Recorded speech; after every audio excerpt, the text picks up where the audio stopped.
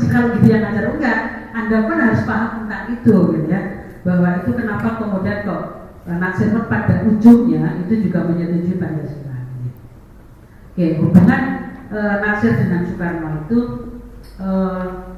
apa ya? Mungkin karena dia anak muda yang cemerlang gitu ya, pernah terpesona Natsir ini dengan ajaran nasionalisme dari PNI, tetapi kemudian berubah arah ketika mendengar bahwa mereka meremehkan Islam, ngejek gitu ya. Islam itu rumit, apa-apa nggak boleh, terus terlalu tradisional gitu. Jadi kesannya itu yang diekspos itu selalu yang kumuh, nggak modern gitu. Yang itu membuat Natsir tersinggung gitu. Sampai sekarang kan perdebatan masih kayak gitu juga kan gitu ya. Mereka itu masih mengejek Islam itu yang tidak modern, pakaiannya kayak gitu ya. Kemudian ya, tapi mereka lupa bahwa kita punya wakil di PBB yang bernama Haji Agus Salim yang pakai sarung, beskap, kemudian sepatu sandal, itu mempesona dunia karena dia menguasai 7 bahasa gitu ya. Jadi pertama masuk tuh diajak habis-habisan kayak kambing katanya, karena jenggotnya putih, pakai kacamata gitu ya. Tapi begitu berpidato, terus berganti setiap dia menentukan tongkatnya itu yang untuk dia menahan beban itu, dia berganti bahasa. Akhirnya semuanya berdiri ngasih applause gitu ya, bahwa ternyata luar biasa wakil Indonesia itu. Jadi kalau ada anak-anak di kampus di sini kalau kuliah terus minder gitu ya, wah nanti di embargo, waduh, saya enak dulu kayak gitu. Kamu pernah baca sejarah kita nggak sih? Tokoh-tokoh kita itu nggak kasih warisan yang kayak gitu. Meskipun baru merdeka, Soekarno pergi ke Amerika, yang jemput bukan presiden, nggak mau turun dari pesawat itu, karena itu penghinaan gitu. Padahal kami presiden, kenapa yang menyebut kami hanya menteri? Itu nggak level gitu kan? Dia mengatakan ribuan mil saya menempuh perjalanan ini, kalau di sini akan dihinakan, maka saya pulang. Gitu. Nah akhirnya presidennya datang gitu, karena dia nggak mau turun. Gitu. Terus di PBB memproklamasikan Pancasila lagi gitu kan? Ini negara baru, ini ideologi dunia katanya gitu kan? Hebat loh gitu kan? Jadi jangan minder gitu kan? Jangan minder kalau jadi orang Indonesia, apalagi Muslim gitu kan? Itu Pak Mahfud itu selalu menggariskan di situ ya. Beliau itu kalau diminta rekomendasi pasti dilihat dulu CV-nya. Misalnya mau studi atau mendaftar dosen atau apa itu dilihat CV-nya. Kalau nggak ada basicnya pesantren ditolak mesti gitu ya. Yang lain aja ya. Selalu begitu. Karena apa? Beliau ingin mempromosikan anak-anak yang berasal dari pesantren itu layak diperhitungkan di kancah pendidikan atau intelektual di Indonesia gitu ya. Dan itu yang membuat beliau tuh bangga gitu ya kalau ada anak-anak pesantren tapi bacaannya atau wacananya itu luar biasa gitu. Nah melalui majalah Pembela Islam, Natsir dan kawan-kawan mulai menulis karena ada penghinaan atau pelecehan ya terhadap Islam, melakukan serangan pedas ke kelompok nasionalis ini melalui tulisan-tulisan itu. Nah ini hampir di semua perjalanan Natsir sampai akhir itu selalu menggunakan media gitu. Jadi kalau kita mau berjuang gitu ya, jangan hanya melalui mimbar politik atau mimbar pendidikan. Media itu penting banget karena itu jangkauannya lebih cepat. Kalau yang di kelas cuma mungkin segini aja, tapi begitu masuk sosial media sekarang ini itu bisa langsung gitu. Imbasnya itu panjang gitu ya. Berarti dibutuhkan orang-orang pejuang Islam itu bisa menulis gitu kan. Kenapa? Supaya tulisannya dibaca orang gitu. Nah kebetulan saya kalau bimbing mahasiswa itu saya orientasikan untuk jadi dosen. Makanya kalau ini udah ya udah, kalau cuma 70 segitu itu udah tanda tangannya sih. Nggak mau 90 kurang kalau 90. Maksudnya kalau 90 itu pasti saya bisa promosikan jadi dosen. Tapi kalau cuma 70 sudah nggak mau malas baca, ya udah nggak apa-apa kan tanda tangan. Kalau segini udah. Kenapa? Karena dia harus menjadi virus, menularkan ke tempat lain. Bahwa pendidikan itu penting. Pendidikan itu penting, kemudian informasi-informasi yang akurat, terverifikasi, tidak hanya asumsi atau tendensi negatif itu dihindari, nggak boleh gitu. Supaya kita jujur ya, dalam berpolitik pun harus jujur gitu. Nggak boleh kalau hanya karena kita mendukung kekurangannya kita tutupi gitu. Kalau sama-sama mencalonkan harus saling mengapresiasi aja kelebihannya, kekurangannya nggak perlu, biar nanti masing-masing tahu sendiri gitu. Nah yang kayak gitu nggak gampang gitu. Mereka tuh pengennya menjatuhkan lawan supaya dia yang terpilih gitu. Nah itu etik, ya, itu kan etika yang diajarkan. Gitu. Jadi beliau ini mengkritik keras Soekarno, tetapi dia juga membela yang keras ketika Soekarno mau dibuang gitu ya oleh penjajah Belanda ke dia disikap di Bandung, kemudian dibuang ke ND. Ya. Kemudian Nasir juga di majalah ini Pak Pembela Islam ini dia juga membantu Soekarno dalam arti dia menyerang Belanda itu karena ketokohan Soekarno itu nggak pantas untuk diperlakukan seperti itu. Kemudian pada November 43 lahirlah Majelis Syuro Muslimin Indonesia yang pertama. Ini ada yang mengatakan ini bukan Jepang gitu ya, karena Jepang butuh aliansi dengan Islam untuk kampanyenya menguasai. Kalau dia terus berhadapan dengan Islam kan programnya nggak akan bisa dilaksanakan. Maka dia menggunakan model politik mendekat ke Islam, bahkan ada kongres yang diselenggarakan juga di Jepang sana tentang umat Islam gitu ya, supaya dia mudah mendekati tokoh-tokoh Islam yang lain yang mungkin berbeda haluannya, sehingga bagaimana cara menundukkan Indonesia itu ya dengan tokoh-tokoh Islam yang keras-keras kayak gini nih gitu ya. Nah Masyumi itu menjadi wahana baru bagi pemerintah Jepang untuk mereorganisasi masyarakat Islam Indonesia agar mendukung kepentingan Jepang. Nah keanggotaannya terdiri dari perkumpulan Islam yang mendapat status legal dari Jepang, yaitu NU dan Muhammadiyah ketika itu. Kemudian yang kedua, kiai dan ulama yang mendapat rekomendasi dari Biro Urusan Agama atau Kementerian Agama versi Jepang. Gitu. Nah hingga Februari 43 Masyumi mengambil keuntungan dari tekad keras pemerintah Jepang untuk mengurangi pengaruh kaum nasionalis dengan cara mengadu mereka dengan kubu Islam ini. Jadi dia karena nasionalis gencar menyerang penjajah Jepang, maka dia mencoba menggunakan Islam, gitu ya, kelompok Islam ini sebagai alatnya juga. Gitu. Tetapi nggak berhasil karena 7 September itu kemudian mendengar bahwa Perdana Menteri Jepang itu akan menyatakan dalam waktu dekat Indonesia akan merdeka. Itu menandai berakhirnya perseteruan antara kaum Muslim dan nasionalis, karena orang Islam itu biasanya gitu, kalau ada isu bersama maka mereka bersatu, nggak memperhatikan lagi ini Islam atau bukan, yang penting bersatu, gitu ya. Lawan itu penjajah, lawan itu orang lain, gitu kan. Tapi kalau nggak ada musuh, ya temennya sendiri musuhnya. Gitu. Sama kan di parlemen kita kan sekarang begitu kan nggak ada musuhnya, terus siapa ini, gitu ya. Kalau dulu di awal-awal reformasi saja masih ada antara asal bukan mega, Golkarnya mengatakan begitu, meganya mengatakan asal bukan Golkar.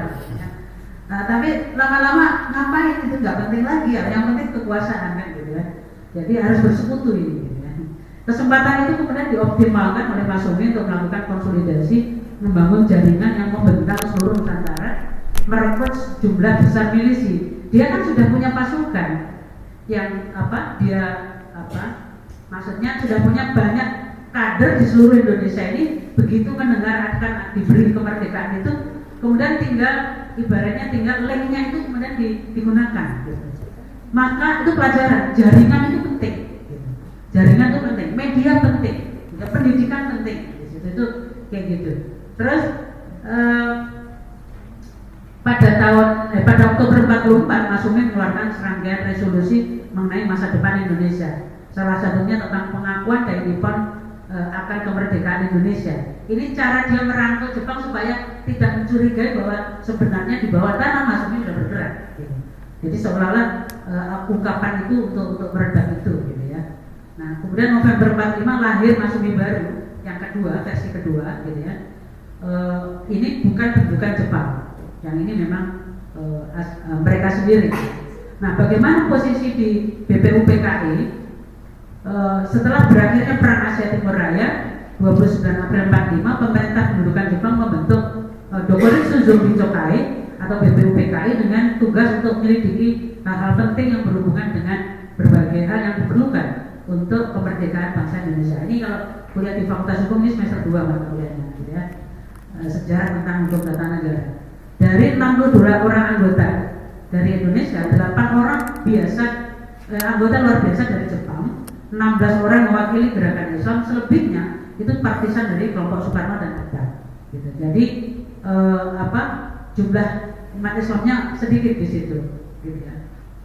Nah, jadi kalau biasanya saya kalau di kelas saya menguraikan 1 Juni misalnya gitu ya, dikatakan sebagai hari lahirnya Pancasila, emang 1 Juni kita udah merdeka? Nah, gitu.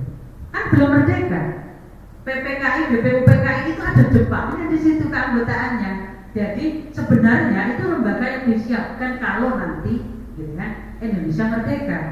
Jadi salah kalau kemudian Presiden mengeluarkan keputusan Presiden yang mengatakan 1 Juni hari lahirnya Pancasila. Kita sebagai bangsa belum lahir. Lahirnya itu 17 Agustus, karena disitulah proklamasinya. Tetapi 1 Juni itu adalah diperdebatkannya ide tentang dasar negara, iya. Dan sila ketuhanan yang Maha Esa itu bukan Soekarno. Soekarno itu Tuhan itu di sila kelima, bukan sila pertama. Bahkan Soekarno mengatakan, makanya nanti penting untuk ada satu lagi yang diundang untuk tadarus demokrasi itu yang membahas Soekarno supaya sejarah kita nggak keliru gitu kan. Jadi ketika Pak Presiden mengeluarkan kepres kemudian direaksi oleh publik kemarin 1 Juni kok hari lahir Pancasila padahal kita belum. Kemudian beberapa orang, setidaknya ada 2 atau 3 orang datang gitu ya. Saya tanya Anda siapa gitu. Nah, dia menyebut gitu ya. Oh saya nggak mau gitu. Karena saya keliru memberi penjelasan, ada nampak saya gitu. Enggak, ini persoalannya Presiden sudah terlanjur mengangkat kepres 1 Juni hari lahiran. Profesor Anhar Gonggong, ahli sejarah, itu mengatakan keliru gitu. Kita belum merdeka di situ itu. Di situ baru diperdebatkan oleh tokoh-tokoh. Itu bukan Soekarno tunggal. Tokoh-tokoh itu banyak berdebat di situ, tapi nggak pernah muncul di beberapa literatur. Selalu yang dimunculkan hanya idenya Soekarno, gitu kan? Nah, kemudian Soekarno mengatakan kalau 5 ini masih terlalu banyak, bisa diperas jadi 3 kok, gitu kan? 3 terlalu banyak, 1 gotong royong. Terus apa ini? Nah, kan gitu kan? Itu yang dipertanyakan oleh Nasir itu di situ, gitu ya. Nanti kita bahas tentang kata Nasir ini sumbernya bukan wahyu ini, gitu kan? Tapi ngomong kayak gini di luar selesai kita, gitu kan? Mungkin nggak buka bersama di sini, gitu kan? Langsung monggo silakan ikut saya, gitu kan? Nah, gitu. Jadi Habib Rizik itu pernah mengatakan bahwa Soekarno itu menaruh Tuhan itu di pantat, katanya, gitu kan? Maksudnya di bontot nomor 5. Dilaporkan ke polisi beliau, gitu ya? Dipersoalkan karena dianggap ini penghinaan, gitu. Prof Mahfud diminta menjadi ahli pengadilan. Prof Mahfud gak bersedia. Prof Mahfud minta ke saya. Udah Mbak Ima aja yang wakil. Bapak aja gak berani ya panasan. Saya Pak gitu ya. Saya nanti belum sampai selesai kita ngomong dan tentang apa supersip. Nah gitu kan ucapan orde baru. Ini supersip ini gitu. Nah jadi saya menjelaskan waktu itu oke. Kan Anda berani menjamin kalau saya nggak tahu. Saya baru mau. Karena saya punya guru untuk mempelajari ini, yaitu Profesor Sesmantri. Ketika saya ambil S2 di Unpad. Tetapi beliau tidak mengungkap tentang tokoh Islam. Tapi beliau tidak menyebut itu hari lahir, enggak. Bahwa di situ Soekarno ditanya oleh ketua BPUPKI, nanti itu apa tuh dasar negara kita? Nah, Soekarno yang pertama menyampaikan. Yang kayak gini, ini penting menurut saya, gitu ya. Kenapa? Dia tipe orang yang nggak kaku sebenarnya. Soekarno itu yang dibutuhkan komprominya. Ayo segera Indonesia merdeka dulu. Kalau berdebat terus di situ, ini nanti kehilangan momen, itu poinnya sebenarnya, gitu ya. Tapi kalau di kita pokoknya harus ini, nah gitu lah. Ada pokoknya itu nyebelin, gitu kan. Pokoknya ya orang gue berarti, gitu kan. Nah, aku nggak mau kalau kayak gitu. Ayo berdebat dulu, gitu kan. Nah, kemudian di BPUPKI itu kemudian ada perdebatan tentang dasar negara. Pilihan antara negara Islam atau negara sekuler atau Pancasila menjadi topik inti perbincangan di BPUPKI. Pada 1 Juni, Soekarno sebagai perwakilan kelompok nasionalis menyampaikan gagasan dasar negara mengajukan Pancasila, 5 sila sebagai landasan negara Indonesia. Pertama, nasionalisme. Yang kedua, internasionalisme dalam arti kemanusiaan. Yang ketiga, demokrasi dalam mufakat. Yang keempat, kemakmuran sosial kesejahteraan. Yang kelima, kepercayaan kepada Tuhan yang Maha Esa. Nah, ini buktinya, gitu kan? Terus, kemarin soal ujian saya, gitu ya. Coba Anda tuliskan apa konsep Soekarno tentang Pancasila. Ketuhanan yang Maha Esa naik dari kabeh. Dia nomor 5 kok Pak di situ ketuhanan itu, gitu ya. Dikiranya tuh konsepnya Soekarno. Ya karena memang begitu, gitu. Dan kalau saya diundang di beberapa tempat yang berbeda, bukannya gitu ya, kayak gini nih sensitif, interupsi semua langsung. Enggak mau 1 Juni hari lahir Pancasila gitu kan. Dari sopo gitu kan, orang lain Indonesia gitu kan. Indonesia itu bentuk kabakan yang disiapkan oleh Jepang. Itu jasanya Jepang untuk kita. Dia ingin menyiapkan karena sudah berjanji akan diberi kemerdekaan. Makanya anggotanya masih ada di situ, gitu ya. Nanti di PPKI juga masih ada juga. Gitu. Nah, kemudian Soekarno mengatakan, jika memang kita rakyat Islam, karena diserang habis-habisan gini ya, dari tokoh-tokoh Islam itu, marilah kita bekerja sehebat-hebatnya agar supaya sebagian yang terbesar daripada kursi-kursi badan perwakilan yang kita adakan itu diduduki oleh utusan-utusan Islam. Jika memang Islam di sini agama yang hidup berkobar-kobar di dalam kalangan rakyat, marilah kita pemimpin-pemimpin pergerakan segenap rakyat itu agar supaya mengerahkan sebanyak mungkin utusan-utusan Islam ke dalam badan perwakilan. Dengan sendirinya hukum-hukum yang keluar dari badan perwakilan rakyat itu hukum Islam pula. Jadi Soekarno maunya ya yang legal, konstitusional, melalui parlemen. Kalau hanya wacana perdebatannya itu nggak apa-apa, tapi ujungnya harus melalui parlemen.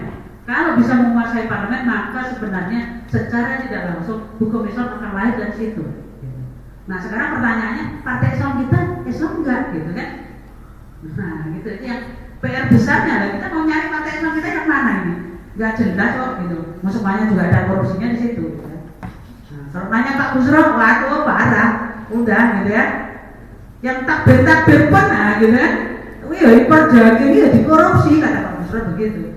Nah terus milih yang mana Pak? Rasa milih. Saya tata negara ya Pak, namanya.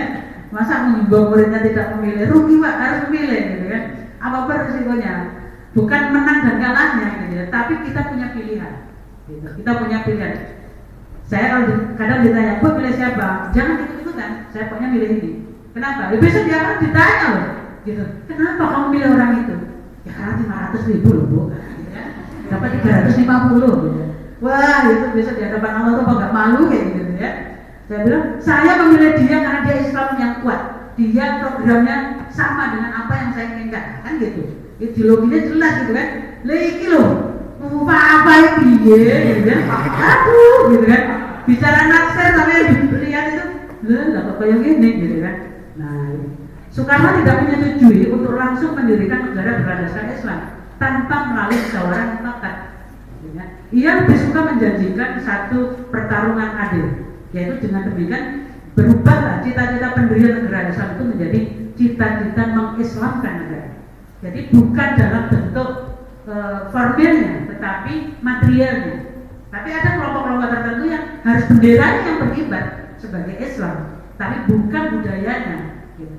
Nah teman-teman yang sekarang sudah nggak ada itu, gitu ya, itu kan dulu selalu formalitasnya yang dipentingkan. Saya mengatakan jangan gitu. Anda kalau sudah berkibar sejak di situ, itu mudah ditangkap gitu. Kita tuh perlu juga strategi untuk bagaimana Islam itu bisa masuk lebih jauh gitu ya. Simbol itu belum saatnya gitu. Langsung ditangkap pasti gitu ya. Jadi nggak perlu menunjukkan simbol gitu. Dan waktu kali ketemu Mas Ganjar tuh ditawari terus, ayo masuk ke litbangnya PDIP. Lah aku kira partai rasa senang Mas, kan? Saya nggak suka partai gitu. Tapi saya senang politik, tapi tidak untuk menjadi anggota partai politik. Kenapa? Karena kalau nggak ada oposisi, rusak Indonesia itu.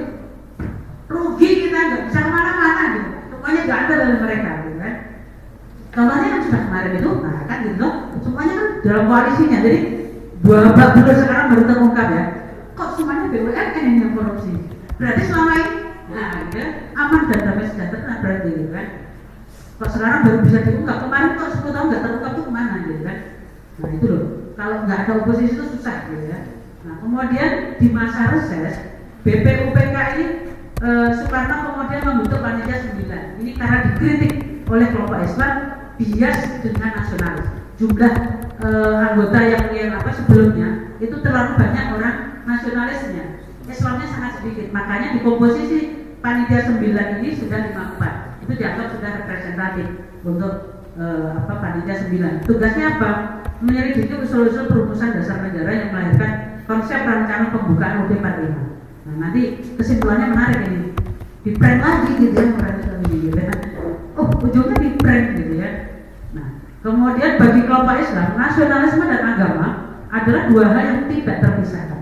Sebagai sumber inspirasi perjuangan mereka merebut kemerdekaan Indonesia, Islam haruslah menjadi tujuan akhir negara yang telah dibentuk. Jadi bagi mereka pemimpin Islam, soal perumusan Undang-Undang Dasar bukan semata perkara politik, melainkan kewajiban agama bagi seluruh umat Muslim. Konsep rancangan pembukaan UUD 45 disetujui 22 Juni 45 oleh Soekarno, diberi nama Muqaddimah. Nah, nanti baca disertasinya Endang Saifuddin Ansari ya. Ini disertasi yang berjudul tentang Piagam Madinah. Itu bagus banget. Ya memang lama ya, buku lama, tapi justru buku lama itu sejarahnya luar biasa. Dia memotret historis ketika itu. Kalau sekarang kan terlalu jauh jaraknya.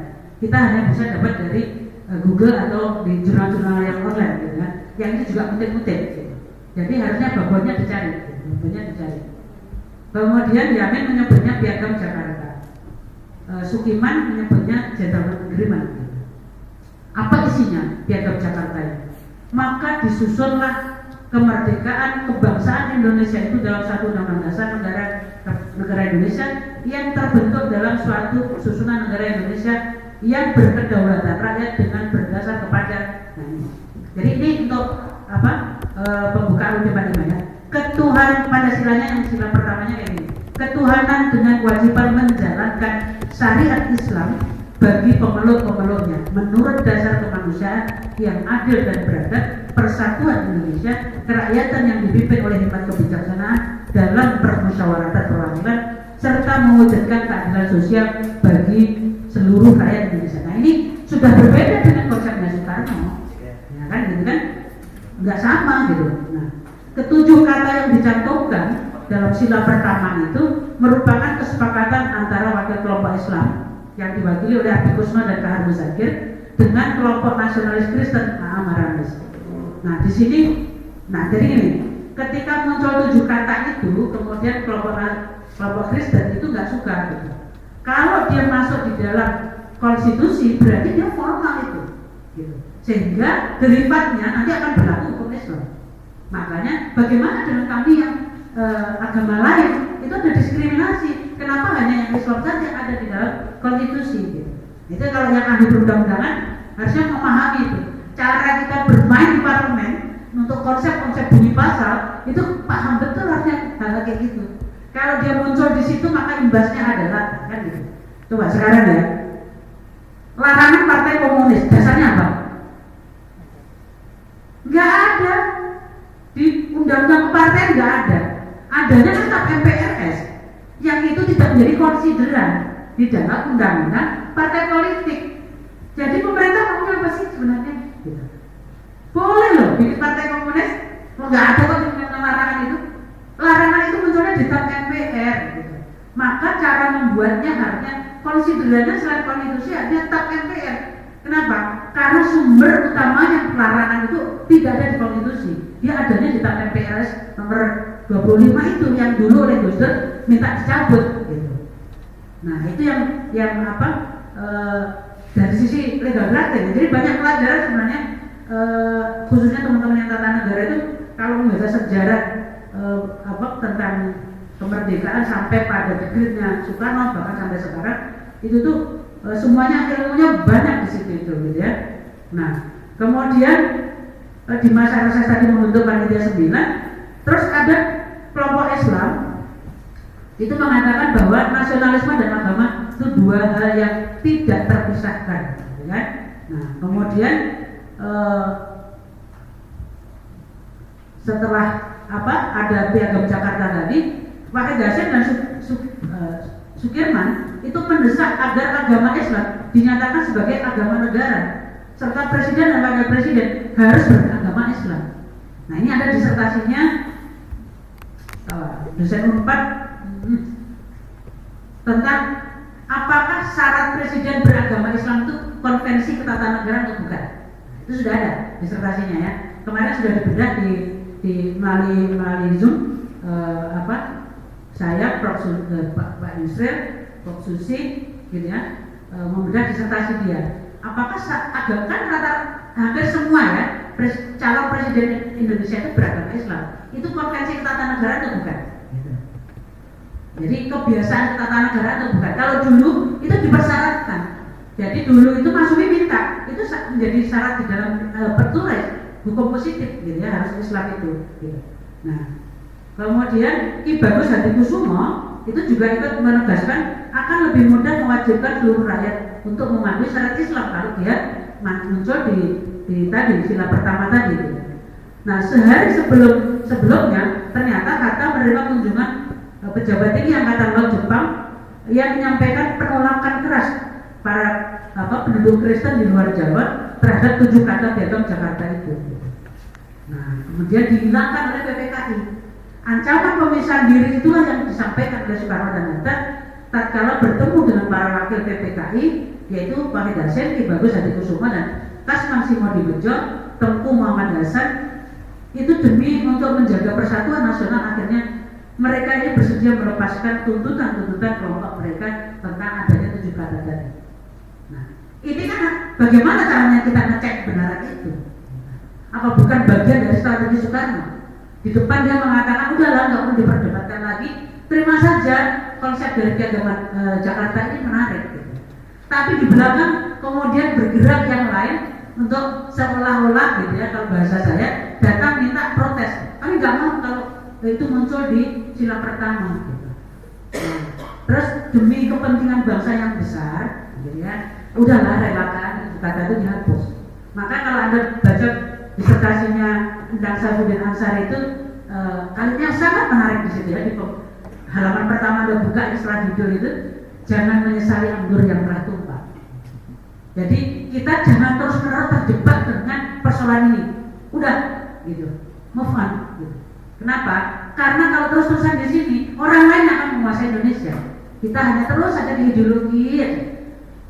Nanti sampai amandemen UUD 45 kan balik lagi tentang itu lagi yang dibahas, tentang tambang, tentang kekayaan Indonesia, nggak pernah dibahas oleh umat Islam, gitu.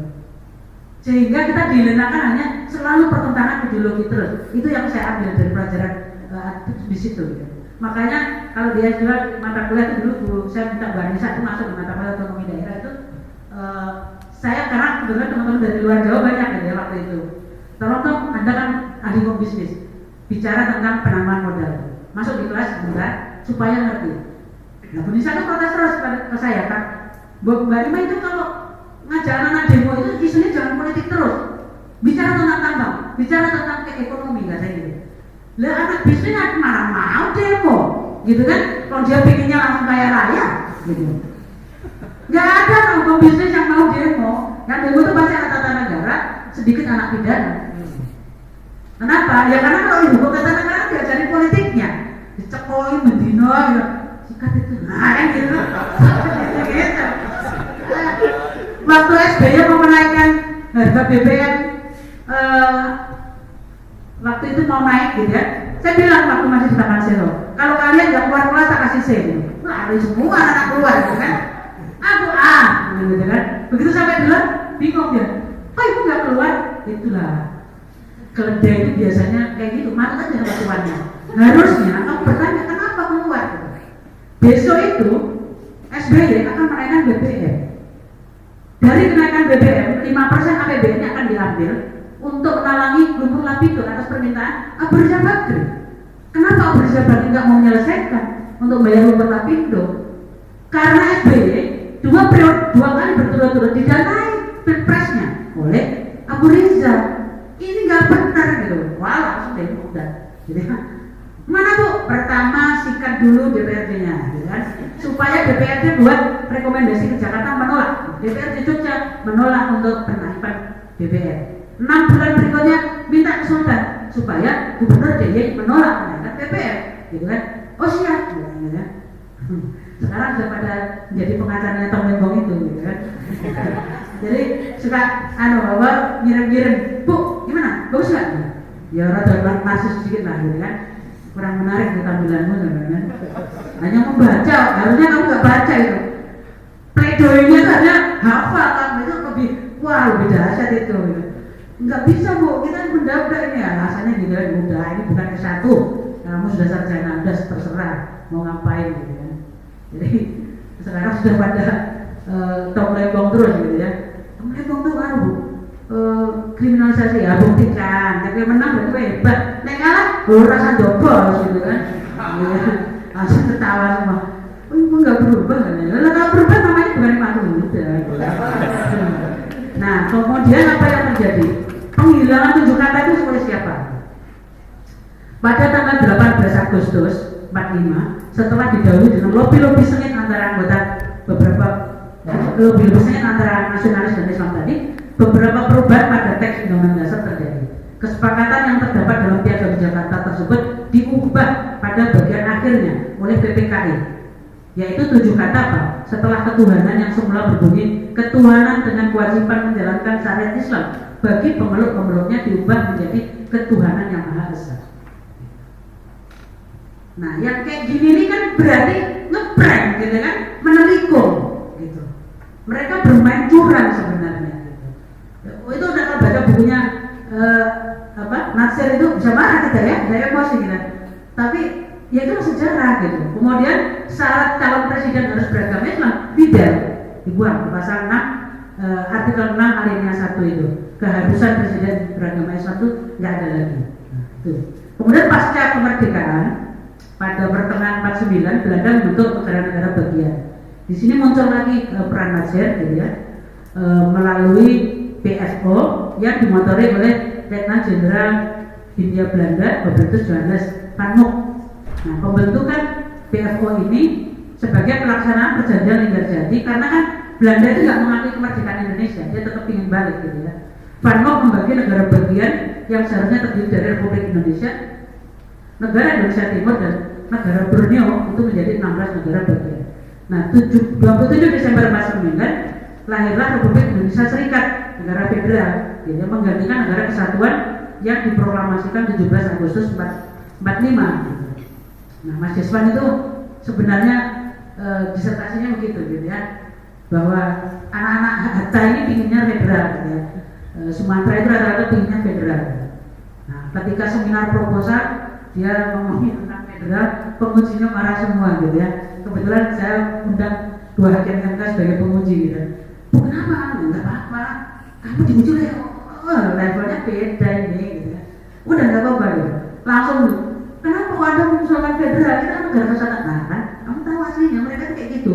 Nasionalis ya, gitu. Aduh, Ibu ini saya dikasih penguji kok dari MK yang warnanya begitu ya, supaya berimbang gitu. Kalau kamu mau federal itu tantangannya kayak gini. Termasuk almarhum Prof. Jawahir itu juga mengguliti dia juga. Enggak apa-apa, disertasi itu karya ilmiah, akademik. Berarti argumentasinya akademik, boleh. Gitu kan? Jangan takut gitu. Nah, terus saya duduknya cuma di belakangnya terus gitu. Bu, enggak usah, enggak penting, enggak usah dijawab. Terima aja, gitu. Nanti akan dibuang, enggak usah. Gitu. Kenapa? Kamu meneliti sendiri. Kenapa harus terpengaruh orang lain yang dia karena emosinya, bukan karena kajiannya. Hatta pertama kali itu federal yang ditawarkan. Kenapa? Dia kan orang Minang. Di sana kan tradisinya kan memang sukunya begitu, gitu ya. Gitu. Nagari. Gitu. Jadi ya nggak apa-apa kan anak Sumatera meneliti itu, tapi kan ujungnya kemudian Hatta menerima negara kesatuan. Gitu. Jadi saya kalau untuk bakat ilmiah itu tak bebas itu mahasiswa gitu ya, termasuk Pak Syafi'i gitu. Saya udah bilang, ini nggak bisa, ini harus hukum, keluarnya itu kamu harus jadi hukum gitu. Kalau pakai ilmu sosial nggak bisa. Bu, tolong dong, Ibu mana sebentar. Nah, gitu. Oke, begitu ujian, bener loh, bukti gue ya. Ini disertasi hukum apa ilmu sosial mas gitu kan. Jadi biar apa ya? Dia biar bisa eksplor dulu gitu kan. Begitu habis dikebukin gitu kan langsung teler ya, bahasa nama gue. Kemudian puncak kemenangan hubungan Soekarno-Natsir itu terlihat ketika Natsir mengusulkan ayo kembali ke negara kesatuan, Jogja maksudnya ya, yaitu melalui mosi kembali ke negara kesatuan. Di Parlemen Brest dia berkampanye tentang itu yang kemudian dikenal dengan mosi integral. itu 3 April 50 dan ini tidak pernah diperingati oleh pemerintah karena dianggap bukan orangnya gitu ya. Nah, hanya teman-teman AMI biasanya memperingati 3 April ini sebagai mosi integral. Nah, kemudian saya lanjutkan tentang mosi integral sudah. Kemudian di Konstituante peran Marxis dan Masumis juga sangat signifikan. Mereka memandang Konstituante itu tempat yang dijanjikan oleh proklamasi, yaitu kata Soekarno, jika keadaan negara sudah aman akan dibentuk Konstituante sebagai tempat perjuangan menentukan dasar negara. Jadi ini lahan lagi, gitu ya. Nah, taruh meneh, gitu kan. Nah, di sini dilanjut lagi tuh episode keduanya, gitu ya. Pak Mahfud itu selalu nasihat saya, udah nggak usah ngomongin itu, udah terima Pancasila saja, gitu kan. Kalau Pak Mahfud begitu, saya, ya Pak, gitu kan. Karena guru saya, masa saya, dia nggak bisa Pak, oh suruh atem, gitu kan. Ya harus dia Pak, emang di luar ya mau betul benar, gitu kan. Yang penting di depan beliau saya tidak membantah. Jadi besoknya dipanggil gitu. Kayaknya kemarin sampai ngomong kayak gini, saya harus menjelaskan Pak Wali kayak gitu.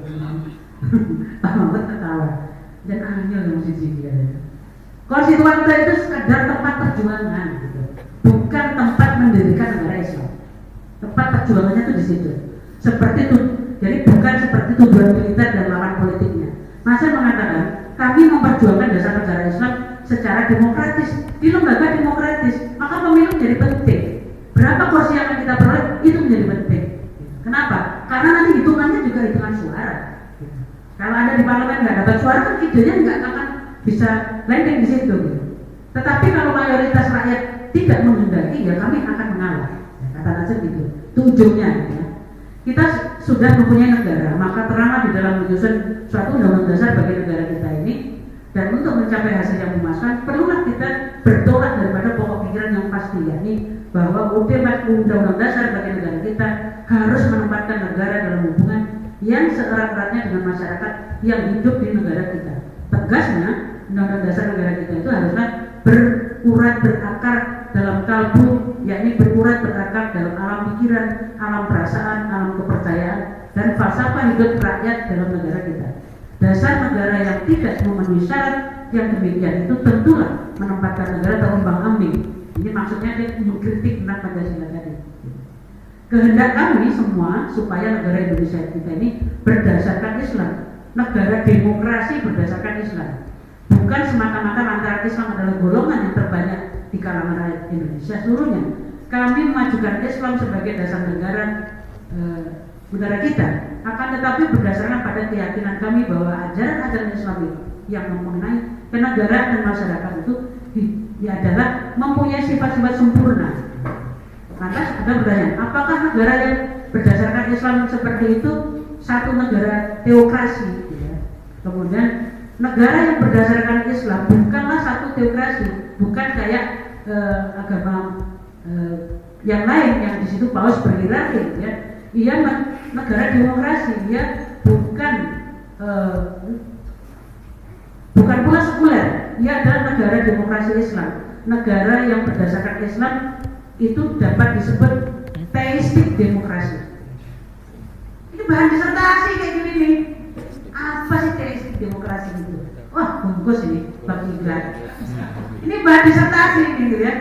Tapi kalau kayak di Unbid saya nggak berani ngomong kayak gini ya. Pancasila adalah gerun norma, gitu kan. Saya membantah soalnya gitu. Enggak, proklamasi gerun normnya.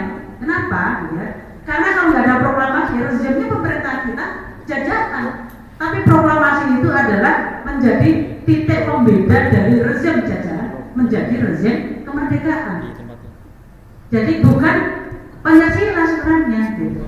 Nah, versi kita maksudnya ya. Kalau mereka kan nggak membantah, oh saya diserang habis kan. Gitu. Enggak pernah. Pancasila sekarang mengaku orang. Nah, ayo, nek paling jual di situ. Ayo, apa namanya? Argumennya gitu ya. Ketawa mereka. Ya sudahlah kan, ikut aja katanya gitu ya. Lo jangan, dosen pun nanti marah gitu ya. Oke, sedikit lagi ya. Lebih diinginkan. Komposisi. Nah, sayangnya ketika 55, Masyumi itu nggak bisa dapat suara yang mayoritas, gitu ya. Kursi Masyumi itu yang mendukung dasar negara Islam itu hanya 112, gitu ya. Masumi 91 suara, NU 16, PSI 7, Perdi 1 gitu ya. Terus ini draw ini dengan nasionalis gitu ya. Pancasila itu memperoleh dukungan 116. Jadi nggak ada yang 2/3. Makanya ini kan terus menerus voting, nggak ada yang memenangkan apakah Islam atau Pancasila. Kemudian sosial ekonomi itu didukung oleh Partai Purba gitu ya. Di situ ada PKI-nya di situ. Nah ini nggak ketemu karena jumlahnya memang dukungannya kurang. Nah ini dimanfaatkan oleh Soekarno untuk apa? Membuat dekret 5 Juli 59 supaya kekuasaan kembali ke Soekarno dengan demokrasi terpimpin. Gitu. Yang itu yang kemudian dikritik habis oleh Natsir gitu ya. Nah ini juga bisa menjadi apa demokrasi terpimpin itu? Nah, itu bisa digali ya. Ini kan kekayaan Indonesia loh semua nih. Sejarah kayak gini jangan dibuang. Kalau punya kesempatan meneliti, ini menarik. Nah nanti pusat studi agama dan demokrasi ini yang bisa kayak berseri gitu ya. Yang itu nanti dulu ada di UNY, FIS ya, Fakultas Ilmu Sosial. Itu saya beberapa kali diundang oleh mereka. Waktu itu masih ada Mas Halili ya. Sekarang Mas Halili sudah keluar dari sana, dia gabung di Setara ya, kembali ke Setara. Itu mulai tokoh Supomo gitu ya, tokoh-tokoh kemerdekaan itu semua diundang dibedah satu-satu gitu. Terus mereka akan membukukan katanya. Ini kan menarik. Nah, dekret 5 Juli ini kesimpulan Soekarno, konstitusi itu gagal merumuskan dasar negara. Padahal pasal-pasal yang lain itu sudah hampir jadi semua. Hanya tinggal dasar negara saja. Gitu. Nah, ini disertasinya Adnan Buyung Nasution. Nanti baca aspirasi pemerintahan sosiologanya. Itu disertasi dari Legend ya. Ya sekitar berapa tahun segini nih? 500 lah ya, 500 halaman itu menarik gitu, kekayaan yang luar biasa. Dia mengkaji tentang konstituante. Dia melihat bahwa itulah cermin demokrasi sebenarnya. Karena semua bebas berbicara, berantem antar ini tapi tetap bersahabat. Di forum konstituante itu antara Islam dan nasional itu kurang keras apa gitu. Keluar tuh ngopi bareng, congkrongan barat bahasa kita gitu ya. Kalau di kita kayaknya gitu ya. Jangan itu musuh kita, nanti gitu loh di sekarang ini. Kalau dulu tuh kayak gitu ya, betapa luar biasanya tokoh-tokoh gitu ya. Jadi kita harus mengagumi beliau-beliau itu. Isinya apa sih? Pertama, pembubaran konstituante. Nah, akhirnya masuk hilang di situ. Berlakunya UUD kembali, berlakunya lagi UUD 45 bagi segenap bangsa Indonesia dan seluruh tumpah darah Indonesia terhitung mulai tanggal penetapan dekret ini. Kemudian pembentukan MPRS dan BPAS. Nah ini yang jadi problem, itu bentuknya hanya melalui dekret yang dibakukan ke dalam kepres, keputusan presiden. Kok bisa memindahkan sebuah rezim konstitusi dari UUD 50 kembali ke UUD 45? Kan harusnya setingkat konstitusi yang bisa memindahkan itu. Dengan konstitusi ini maka dinyatakan konstitusi yang lama tidak berlaku. Ini kepres loh. Nah terus dicari dasar hukumnya kira-kira apa gitu ya. Nah kalau dalam tata negara ada kajian dasarnya adalah konvensi ketatanegaraan. Tapi disertasi Buyung tidak mengatakan begitu. Buyung mengatakan inilah sebenarnya kudeta konstitusionalnya, kudeta Soekarno terhadap konstituante. Karena ini akan berhasil sehingga Soekarno tetap nggak akan bisa menjadi pejabat nanti. Ibaratnya itu nggak akan memimpin Indonesia. Karena kalau sudah nanti konstitusinya lahir, kan berarti normal sebagai negara yang sesuai dengan undang-undang dasar. Mungkin prolognya itu karena saya nggak bisa menyampaikan yang lebih panjang gitu ya, karena kapasitas saya nggak mungkin lah mencukupi untuk membaca Natsir. Ini satu penelitian yang sangat menarik menurut saya dan itu perlu terus digali gitu ya. Siapa yang melanjutkan? Katanya ada yang mengatakan itu Yusril gitu ya. Yusril itu adalah Natsir muda. Nah dulu ketika awal reformasi, dosen itu masih boleh berpartai. Di Fakultas Hukum ini semua masuk ke PBB misalnya, ya, partai bulan bintang. Sekarang data bulan gitu kan, nggak susah. Gitu. Begitu partai bulan bintang itu justru memecat Hartono Mardjono, kita semua keluar dari PBB. Karena Hartono Mardjono itu adalah tokoh pemersatu umat Islam waktu itu. Akhirnya keluar semua. Pak Yusril datang ke Jogja nggak ada yang menyambut dari kita, gitu ya. Karena kita merasa kecewa. Kenapa tokoh yang sepuh kayak gitu kok masih dipecat? Mending udah nggak usah dikasih peran itu udah cukup. Kalau dipecat itu menyakiti hati beliau, gitu ya. Jadi kurang kemampuan. Gitu. Terus Pak Mahfud bikin apa edaran. Dosen-dosen Pak di UIN tidak boleh berpartai politik. Akhirnya keluar semua kan, balik kandang semua. Pak Mahfud berpolitik. PKB ya, ketua fraksi Pak, ini gimana? Nah itu, saya sudah tidak di UIN gitu. Nah itu prolognya gitu ya. Ini pusat sudah demokrasi boleh kayak gini kan? Gue datang Pak Mahfud sebagai Jawa sekarang. Makasih. Assalamualaikum warahmatullahi wabarakatuh. Oke, terima kasih Bu Nima atas pemantik, tapi pemantiknya saya kira bukan cukup ya, tapi sangat komprehensif saya kira. Tadi kita banyak belajar dari Bu Nima, mulai dari biografi ya, terus kemudian hubungan Mas Samsul, Nasir dan Soekarno. Terutama yang penting saya kira untuk kita gali hari ini adalah perdebatan mengenai dasar negara. Tadi kan kita banyak belajar di rumah ya, gagasan tentang dasar negara, apakah itu nanti sekuler atau Islam, secara resmi, secara formal itu makanya Nasir itu adalah seorang demokrat sejati, karena dia memperjuangkan, kita boleh tidak bersepakat ya, termasuk dengan Bu Nima sendiri, kan kita mau diskusi. Teman-teman nanti bisa mengajukan pertanyaan kritis, membangun standing position yang berbeda dengan Nasir sekalipun dan Bu Nima sekalipun. Tapi kita melihat tadi dari pemaparan Bu Nima, Nasir itu adalah seorang demokrat sejati karena gagasan tentang negara Islam atau Islam sebagai dasar negara, terlepas apakah nanti kita sebagai generasi muda itu setuju atau tidak setuju, itu diperjuangkan melalui forum yang konstitusional demokratis. Tadi Bu Nima menyinggung PKI konstituan gitu ya, yang disinyalir tadi oleh Bu Nima, umat Islam kan mengalami kekecewaan, dan Bu Nima tadi kalau semoga saya tidak salah tangkap begitu, ada sinyalemen kecurangan politik. Dan saya nggak tahu teman-teman nanti bisa bersepakat atau tidak. Nanti kita akan diskusikan. Terus yang penting saya kira, sebelum nanti saya akan ngasih kesempatan seluas-luasnya ke teman-teman, yang ingin saya gali lebih ini Bu Nima, karena saya perhatikan ya tadi meskipun sudah sangat komprehensif dari awal sampai ke belakang, tapi yang perlu digali saya kira adalah argumen Nasir itu sendiri ketika dia mewacanakan soal Islam sebagai dasar negara Islam. Karena saya ingat dulu teman-teman barangkali juga ingat di tahun 70-80-an itu ada gelombang intelektualisme baru gitu, dan itu fenomena menarik yang kayaknya tadi ya belum masuk di bahasan. Munculnya generasi baru di internal Masyumi sendiri, seperti Cak Nur misalnya, Nur Nakib yang rela merevisi kira-kira cita-cita para pendahulu di Masyumi. Mereka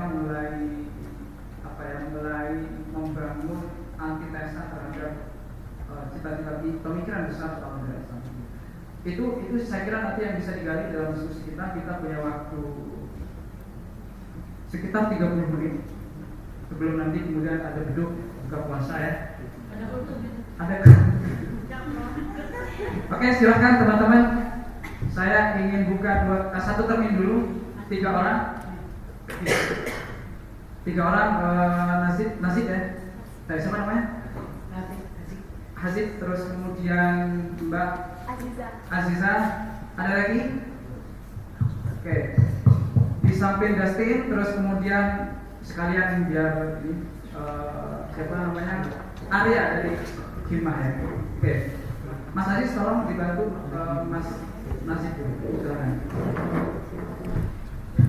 Baik, bismillahirrahmanirrahim. Assalamualaikum warahmatullahi wabarakatuh. Waalaikumsalam. Terima kasih kepada moderator dan calon kepada saya, dan terima kasih juga kepada Allah.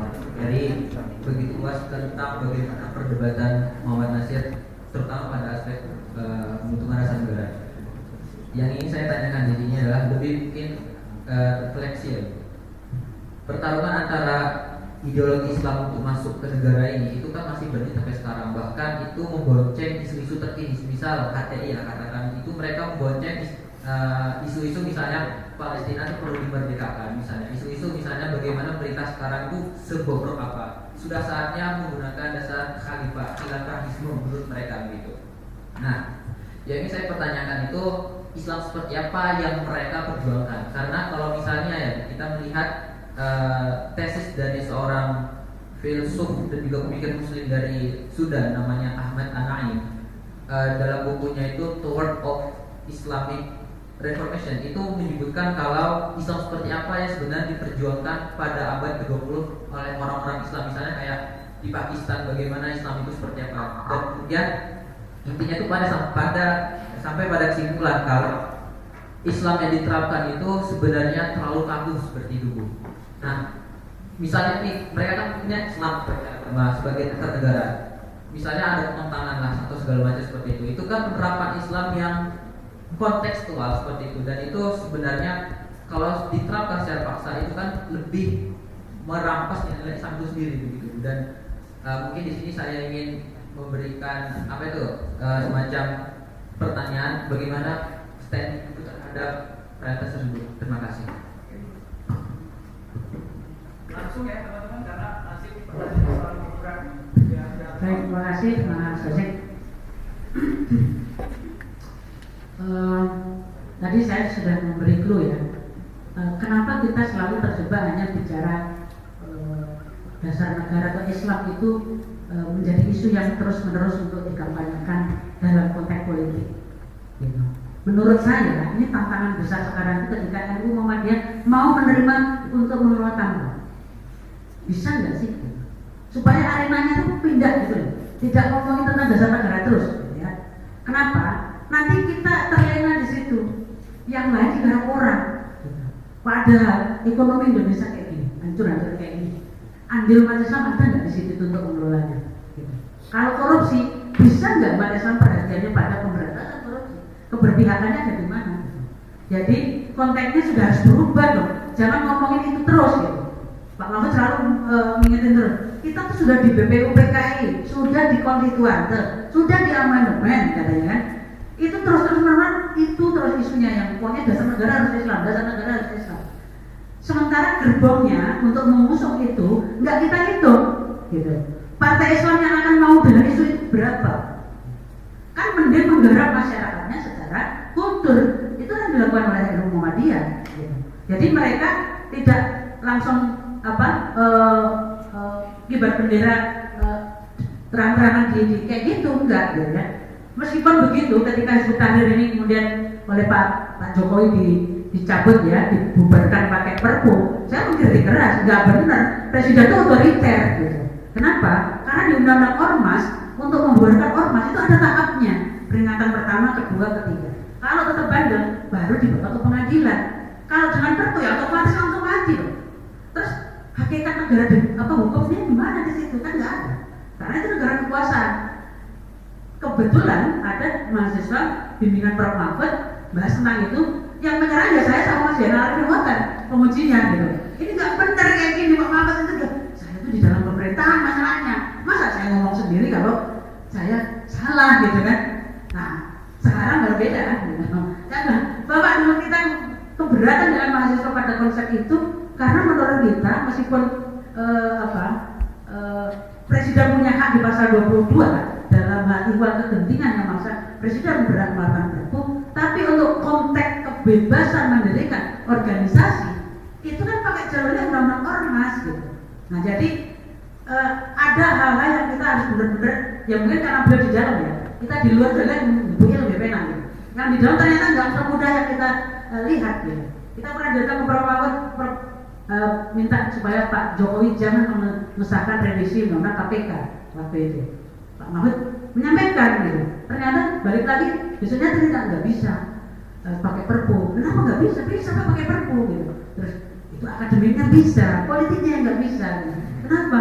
Kalau Pak Jokowi ngeluarin Perpu untuk menolak revisi undang-undang KPK, maka RUU tentang Cipta Kerja dan IKN akan ditolak oleh DPR. Berarti kuncinya kan di DPR gitu. Nah sekarang kan kita memperjuangkan sampai ke DPR bisa enggak gitu, mengawal ide yang seperti ini. Jadi tidak lagi terjebak pada nama ya, tetapi ideologinya yang akan kita perjuangkan. Nama itu terserah apa, tapi bahwa